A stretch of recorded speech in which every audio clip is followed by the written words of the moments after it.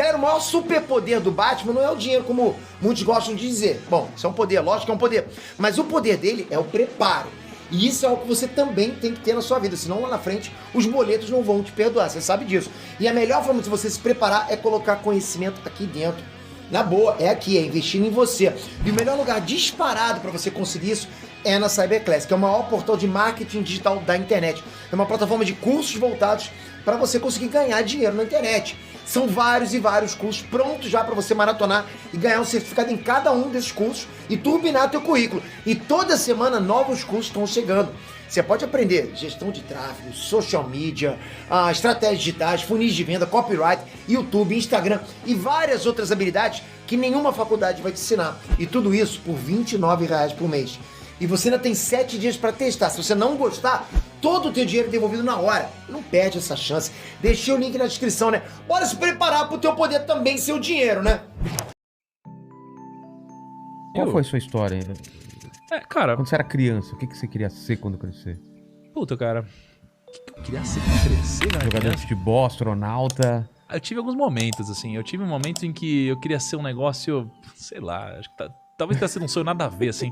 Eu gosto muito de jogar videogame, né? Inclusive tem muita gente que fala, não, cara, sucesso não tem nada a ver com videogame. Você joga videogame, tá perdendo tempo e tal. Existe essa moda hoje.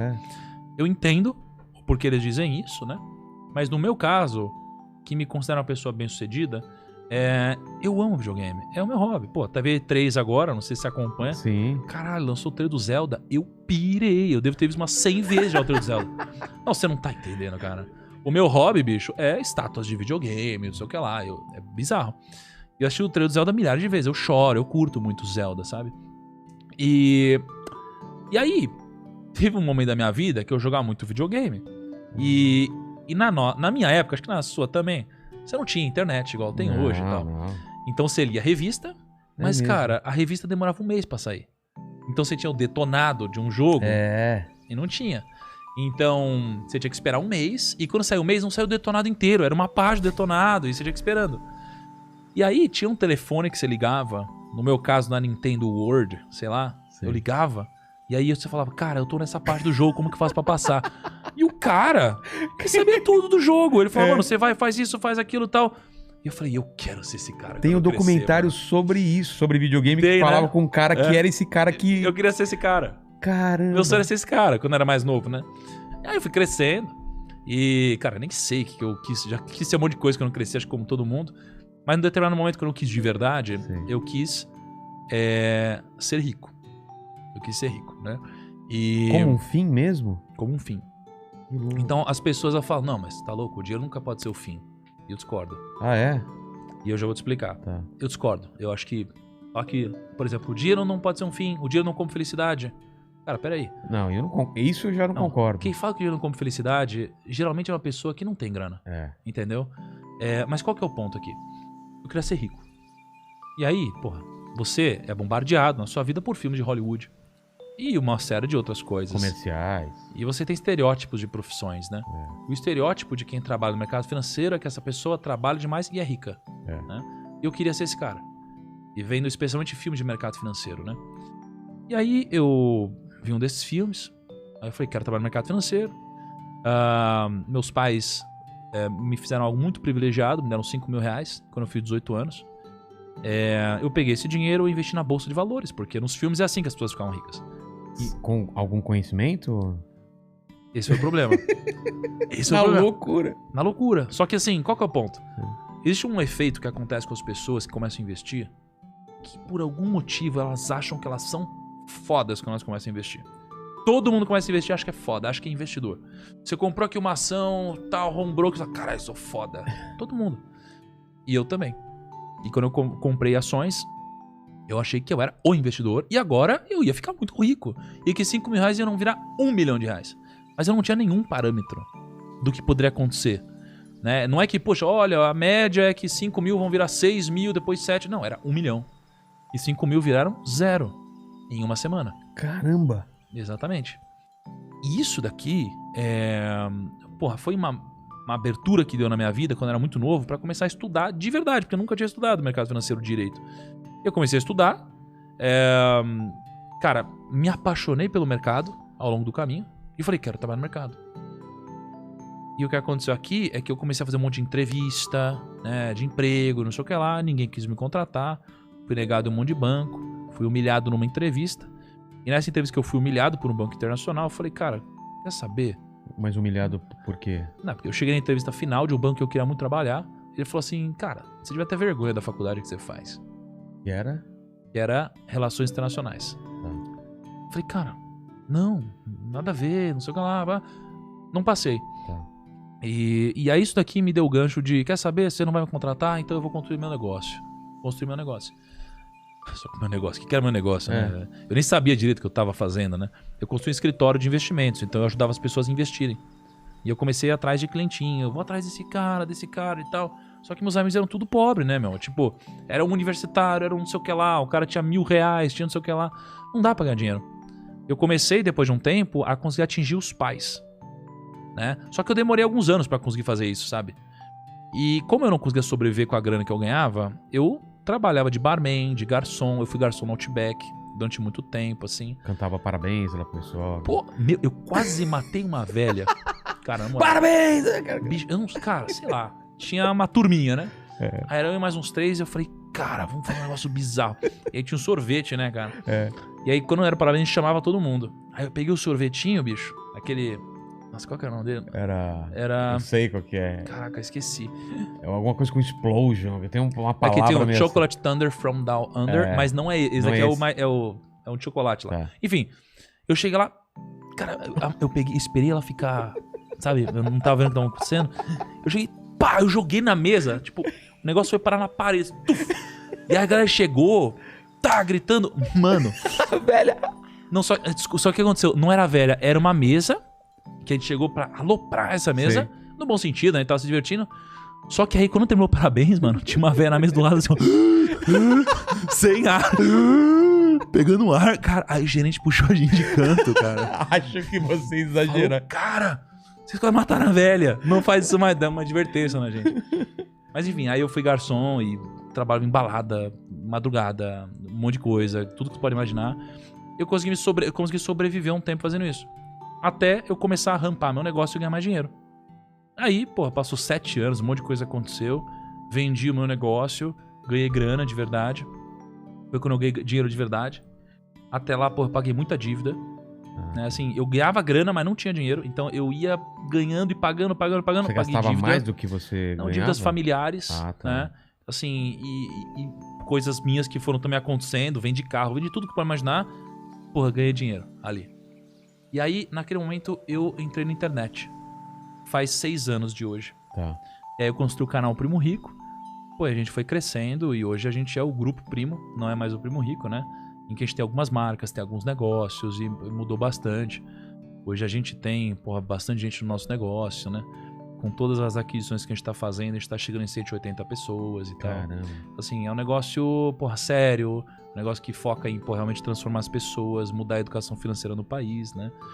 E, poxa, acho que é um pouco disso, assim, de uma forma ultra resumida. Mas essa primeira vez que você ganhou dinheiro, você pegou esse dinheiro e a ideia de ter canal, ele tava vinculado a eu preciso ter um canal, porque eu tô vendo que tá esse movimento de influencers e tal. Isso vai me ajudar com a empresa também? Você teve essa... Assim, ou simplesmente era pra se divertir? Quando foi a primeira vez que eu ganhei dinheiro, eu quis dizer assim, a primeira vez que eu ganhei um dinheiro grande, né? Então, porque eu já tava, poxa... Isso com quantos anos?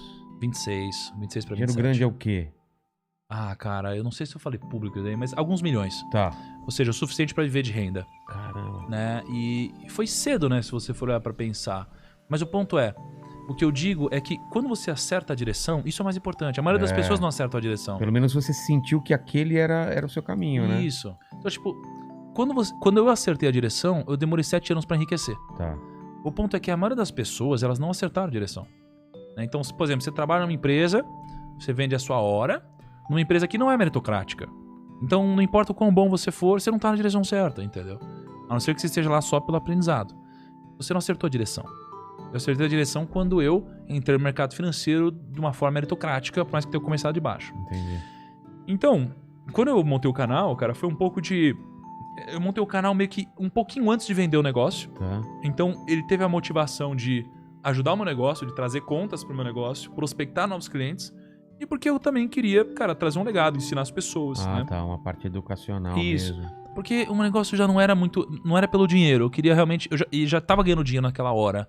Vendendo um negócio, né? Próximo de vender um negócio. Então eu não esperava que isso ia acontecer porque não tinha parâmetro no Brasil. Imagina, nos Estados Unidos não tinha, em nenhum lugar tinha. E no Brasil, porra, um canal top era um canal de 10 para 15 mil inscritos. Então. Que era de um amigo que eu Eu tinha. não imaginava que ia ter milhões de inscritos. Não dá pra imaginar que esse mercado ia ser criado, né? Eu participei da criação desse mercado, né? Com alguns outros influenciadores. Então, assim, eu não imaginava, não tinha parâmetro, enfim. Eu brigava pro mercado financeiro ser melhor visto, crescer, mas não dá pra imaginar. Então não dá pra falar que eu acertei, pô, de forma racional, sabe? Você precisa virar a casa se você quiser enriquecer, se você quiser ganhar mais dinheiro. E como que você vira a casa? Você traz as probabilidades ao seu favor. Porque a casa é o cassino. Cara, o jogador nunca ganha no cassino, né? A maior chance de você ganhar dinheiro no cassino é você entrar no cassino e você jogar na roleta. E uma única vez, todo o seu patrimônio. Essa é a maior chance de ganhar no cassino. Porque você tem na roleta o preto e o vermelho, e você tem o 0 e o 00, que são verdes, né? Então você tem quase 50% de chance de ganhar. É algo entre 46% e 48% de chance, eu não sei direito. Então, a sua maior chance de ganhar no cassino é jogar uma única vez na roleta all-in em alguma das cores. Quanto mais você joga, mais você perde, porque as probabilidades estão contra você. Então, para você virar o cassino, você tem que jogar as probabilidades ao seu favor, né? Então, o jogo do enriquecimento é um jogo de probabilidades. Entendeu? É o jogo de jogar as probabilidades ao seu favor e não contra. E se você quer ser o jogador e quer jogar um jogo de gente grande, você está jogando com as probabilidades contra você. E você tende a empobrecer, a fazer cagada, a viver pobre, mas com a esperança de que você vai enriquecer algum dia, mas não vai. Quando que tu entendeu isso? Em 2013, 2014, talvez. E como é que tu fez pra virar a casa? Eu passei a deixar de querer enriquecer só com os meus investimentos e passar a ter uma carteira de clientes diversificada. Então foi quando eu deixei de querer enriquecer só investindo meu dinheiro e passei a montar um negócio. Tá. Não é? Então pensa assim, ó, tem muita gente hoje que acha que vai enriquecer pegando o seu dinheiro e querendo ficar comprando e vendendo toda hora. Pode enriquecer, mas as probabilidades estão contra você. Por isso, é natural que você tenha mais chance de quebrar ou de não prosperar. Quando você empreende sem ferir princípios, porque o empreendedorismo por si só também é um jogo de probabilidades contra você, tá? Então, quando você empreende numa área que você conhece, sem você se expor ao risco da ruína, sem se endividar mais do que você deveria, né? Aprendendo antes de correr algum grande risco, você acaba jogando aos poucos a probabilidade a seu favor. Então, quando eu comecei a empreender, né, eu parei de querer enriquecer só na força do meu braço e comecei a criar mecanismos e modelos, né, que iriam jogar o jogo a meu favor. Por exemplo,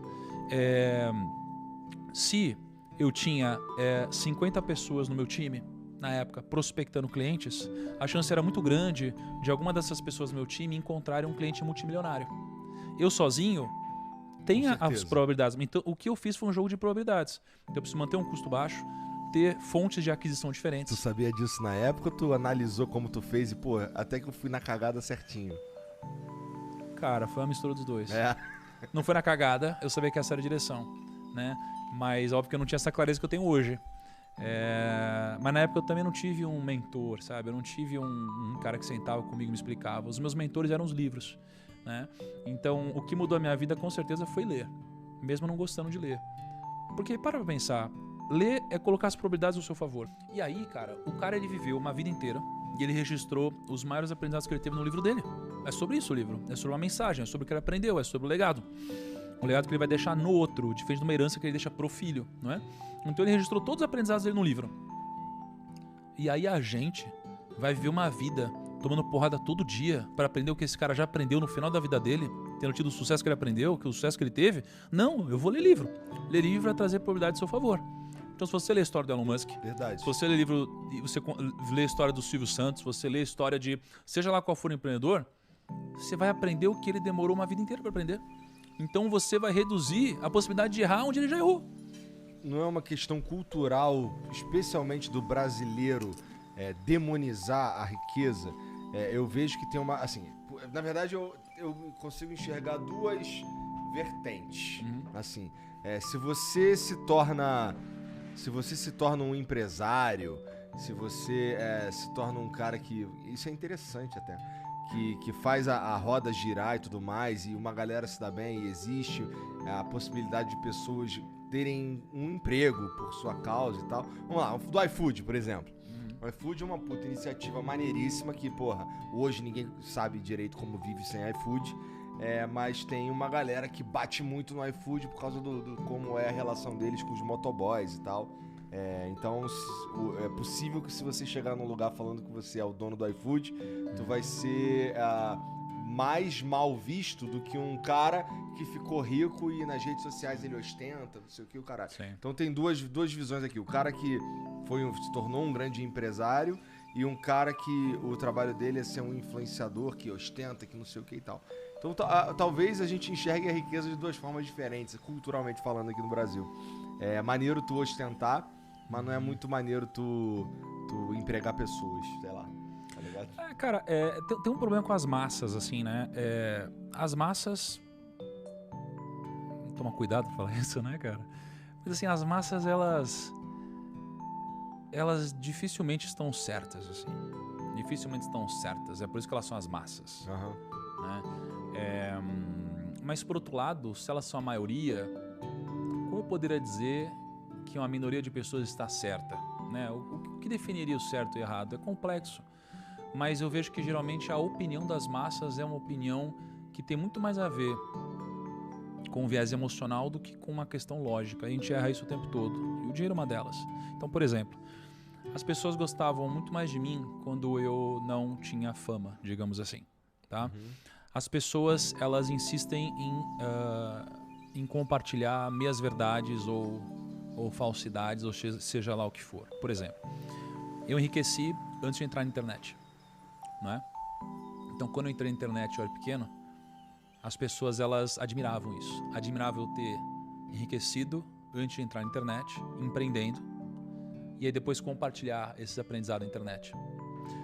Quando eu consegui compartilhar o aprendizado com muito mais pessoas, e eu passei também a ganhar mais dinheiro digitalmente, né? Coisa que uma linha de receita que eu não tinha antes, muitas pessoas começaram a me demonizar pelo simples fato de eu fazer muito dinheiro.